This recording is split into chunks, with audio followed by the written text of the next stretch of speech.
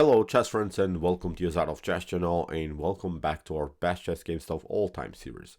So in this series we're following the best of the best chess games that have been ever played in chess history.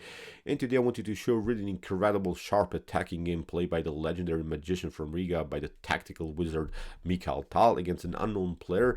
And the only info that I have about this game is that it has been played in 1975. It has been played in Berlin, but I'm not sure who was really Mikhail Tal's opponent. Probably it was an exhibition match, but still in my opinion this is a really beautiful game, worth to analyze, worth to see, because here Mikhail Tal will play here important, really cool tactical pattern in the later stage of the game. And I think this game shows also the differences between a weak player and a strong player. I think weak players see sometimes the possible tactics, see also the patterns, see also the opportunity to create maybe some madness all over the board, but the follow-up is, I think, the hardest move to find. The next best move when you play the tactical shot, it's really the hardest move to find. So in my opinion, Mikhail Tal found his tactics, found opportunities to create madness, but he found also the follow-up, the next best move that created new madness all over the board. So that's why I love his games. Of course, he's really one of the best tacticians of all time, so pay good attention in my opinion. Although it's maybe not one of his most famous games, in my opinion, really a beautiful chess game that he played. So let's see now what happened. We have here e4 by Mikhail Tal, the unknown player, the hoodie guy, like my brother-in-law likes to say. The hoodie guy plays here the move c5. We have the Sicilian Nxf3. We have now the move e6, and now the move d4, c takes d4, knight to d4, and now the move a6, which is now the Khan Sicilian. So we have bishop to d3, normal development, knight to f6, kingside castling, queen to c7 here by the hoodie guy, and now after move king to h1, we are having now this opportunity to create madness immediately with the move f4. Here Mikhail Tal maybe didn't play the most accurate line, but he sensed that of course the bishop could come on c5, and he's trying now to make progress with f4, f5, e5 if possible. So from this point on, here Mikhail Tal is already announcing a sharp tactical battle. So we have d6, f4, knight from b to d7, knight to d2. We have bishop to e7, knight to f3 here by Mikhail Tal, and now kingside castling also here by black. Queen to e2, preparing of course to connect the rooks by playing bishop to e3, maybe also then hide with the bishop here on g1, and now knight to c5 here played by black, so challenging immediately the bishop on d3. And here Mikhail Tal, okay, he's saying I have a powerful bishop on d3, but if I move it again, I break a little bit the principles of chess. So that's why here Mikhail Tal played immediately aggressively here with the move e5. After d takes e5, f takes e5. Here knight from f to d7 was played by black, but this was even maybe the first mistake here. A better way to go is simply to take knight takes d3. Okay, we have this one. E takes f6, but now knight to c1 is attacking the queen, so that's why white needs now to react. And after something like rook to c1, bishop to f6, I think black is pretty solid here, although white is also two powerful knights. But this is an open game, so in my opinion black should be even slightly better here. So after knight to d3, of course c takes d3, maybe knight to d5 can be played also here by black.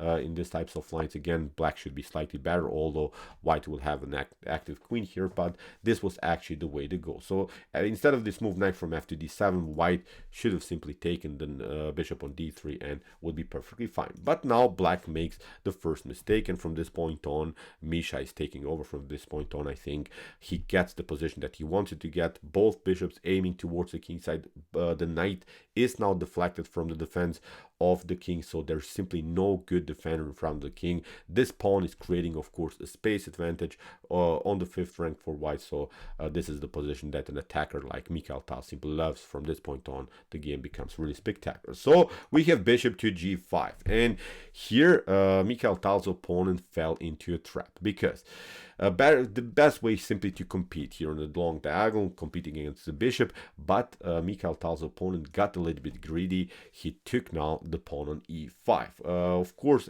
here after move bishop to e7, you cannot take queen to e7 because you lose simply the knight. But Mikhail Tal's opponent, after move bishop to e7, had a different idea in mind. He wanted to play first knight to f3. He's threatening now the checkmate on h2, so you say you cannot take, of course, bishop to f8, you get checkmated immediately. But after move knight to f3, Mikhail Tal played a brilliant rook to f3. He's simply staying with this piece. It's very, very active. And after move queen to e7, now it's your time here to calculate everything. Probably you see the move, as I said in the beginning of the video, probably you see the tactic, but the follow-up is the most important thing here. So pause the video and try to see now the best continuation here for white. So try to see really the whole sequence. Take your time. I couldn't see it also immediately what happened. I also intuitively would play this move immediately, but who knows, would I really find the next best move. So please take your time, solve now this beautiful chess puzzle for you to for yourself at home. Okay, here of course I think we all feel that the move is bishop takes h7, getting the Greek gift, but many of us, I think, would make this mistake. After king to h7, rook to h3, of course, king to g6 is not possible. Queen to h5 is immediately checkmate, rook to f1, game over for black.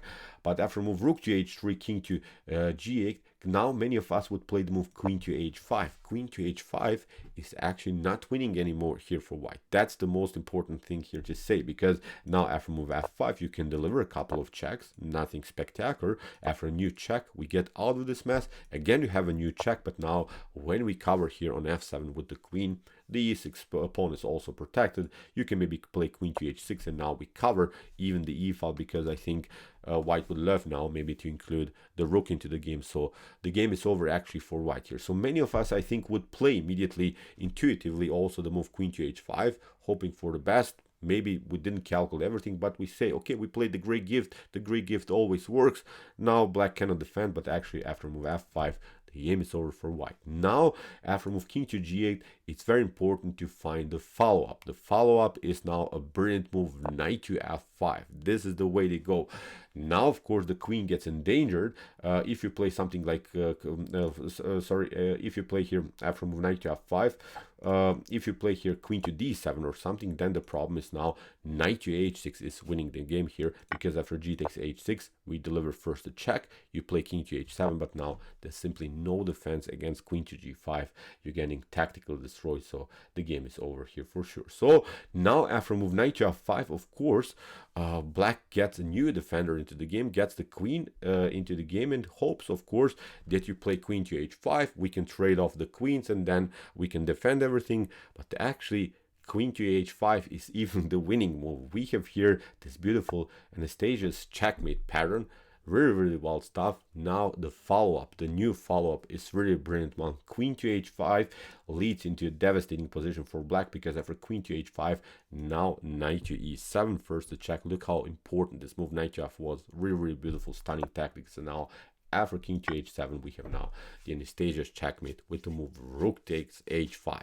This is the way to go. Incredible tactics here by Mikhail Tal. So he found really this beautiful tactics. So as I said, many of us would play bishop to h7 and would immediately, I think, play rook to h3 and then queen to h5. But the move knight to f5 is the one, is the follow-up, is the next best move that I think many of us miss in this tactical sequences. Let's see the beautiful tactic again. Queen to h5 takes knight to e7, intermediate check, and now queen to rook takes h5 is game over here for black. So okay, I hope that you enjoyed this game. I really enjoyed it a lot, although maybe it wasn't really the most important gameplay by Mikhail Tal. Still, I think it's a beautiful one. It shows the power of tactics, it shows the importance of tactics, it shows also the importance of the follow-up. Incredible game played by Misha. So okay, if you want to see more beautiful games like this, check out our best chess games of all time series.